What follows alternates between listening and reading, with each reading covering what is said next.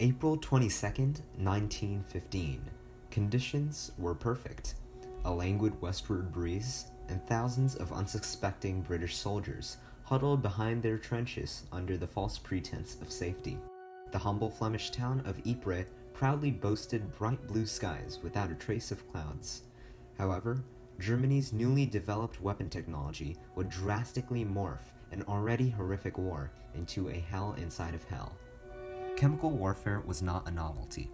Chemical weapons had been used before, but use had been restricted by the Hague Convention in 1907. Through patriotic determination and a passion for science and his country, Fritz Haber, Germany's leading scientist at the time, formulated chlorine gas, which was perhaps the most extensively used weapon of mass destruction ever. In order to put an end to the stalemate caused by trench warfare, Germany began to mass-produce chlorine gas for use on the battlefield. Germany's advent of industrialization facilitated the production of such chemical weapons and enabled the Germans to quickly better their wartime technologies. Hermann Müller, a boy who joined the German army at an early age of 17, was sent to the gas division of the German Heer, or the German army. Hermann comments on the time back then. Nobody knew how things were going to pan out, not even Fritz Haber, who was the creator and the strongest proponent of the use of such chemical weapons back then. The world was foreign to such technologies back then, so nobody really knew what they were doing.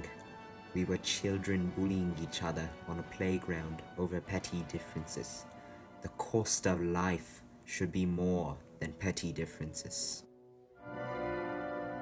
Even the Oberste Heeresleitung, or the High Command of the German army, was skeptical, as previous attempts at using gaseous weapons by both the French and the German forces had not reaped significant benefits.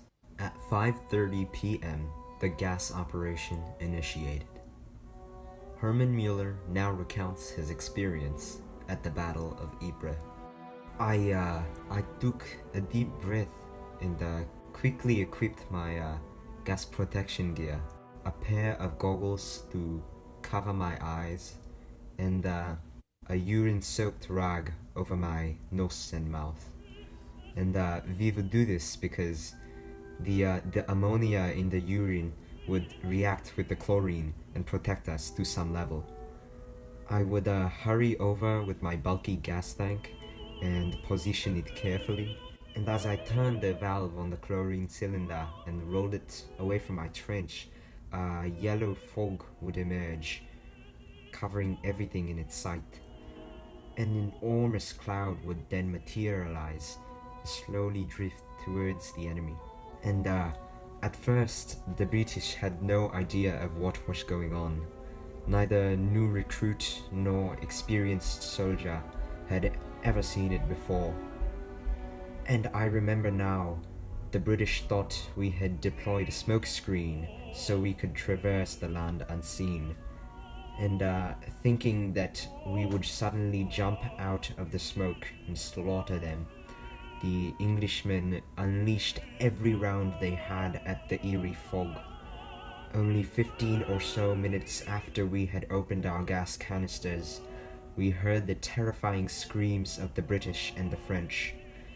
The Canadians too, I believe, fought that day. 30 minutes later, there was absolute silence. And we were horrified by the sight that we saw. What we had entered was a dead zone.